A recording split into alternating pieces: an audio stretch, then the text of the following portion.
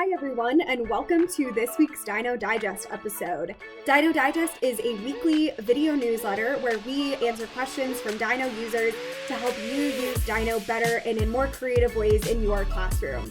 Let's see what topic Maggie has for us today.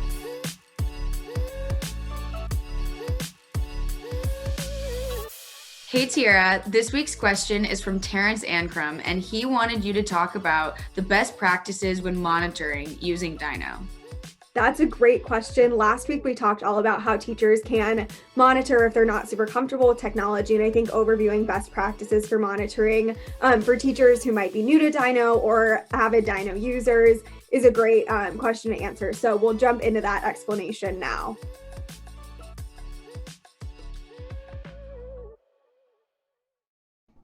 All right, entry number 6 of the Dyknow Digest. This is actually our last episode of the Dyknow Digest for 2020. We will be back with more episodes in 2021, and I can't wait to get all of your questions in 2021, so stay tuned for that. But to answer Terrence's question on the best practices when monitoring using Dyknow, I think we can outline maybe five things that are best practices for teachers. So first and foremost, for teachers who are getting started with monitoring with Dyknow, the first best practice is to get comfortable with starting monitoring at the beginning of every class session. So make that part of your routine. When you sit down for class, whether you're teaching virtually or if you're in the classroom, go ahead and click start monitoring whether or not you have a blocking plan in place. That way, every single class, you're collecting that student activity, you're collecting that data and getting that information on device usage. Similarly, end monitoring at the end of class and take a look at the class history once you've ended monitoring. So the second best practice is make sure you're reviewing class history on a consistent basis, whether it's after every single class or whether it is on a weekly basis. Make sure you're looking at that so that you know how students are doing with their devices and what sites they're using the most, maybe to inform technology decisions on what technology tools are improving instruction, or maybe to know what sites are distracting students the most, and you might want to add to a blocking plan. So those are the first two.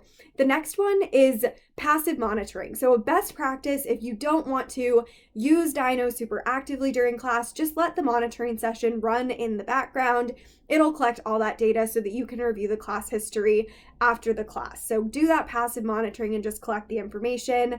Alternatively, another best practice, if you want to be a little more active with your monitoring, is to do active monitoring, which means having a blocking plan in place and setting that up before class so that you are confident while you're teaching that Dyknow's monitoring and blocking is impacting your class by making sure that students are on task and where they need to be and engaged in your lesson. The last best practice that I would share would be make sure that if you are actively blocking with Dyknow or actively monitoring with Dyknow, if you have all of your student thumbnails up, make sure that you're making use of the messaging tool as well as the block activity functionality if you see that a student is off task. So if you see that a student is off task, just pop their screen up into big view, tell them to get back on task, or send a message to them that'll lock their screen. So that is an overview of basically some best practices for monitoring with Dyknow, from starting monitoring to reviewing class history to actually monitoring during class, and some best practices that you can use in your monitoring. I hope you enjoyed this episode of the Dyknow Digest, and Terrence, I hope it answers your question. Don't forget to submit questions on this episode or any other Dyknow Digest episode by commenting, and we can't wait to have you back on the show watching these videos in 2021. So have a great holiday, everyone, and we will see you after the new year on the Dyknow Digest.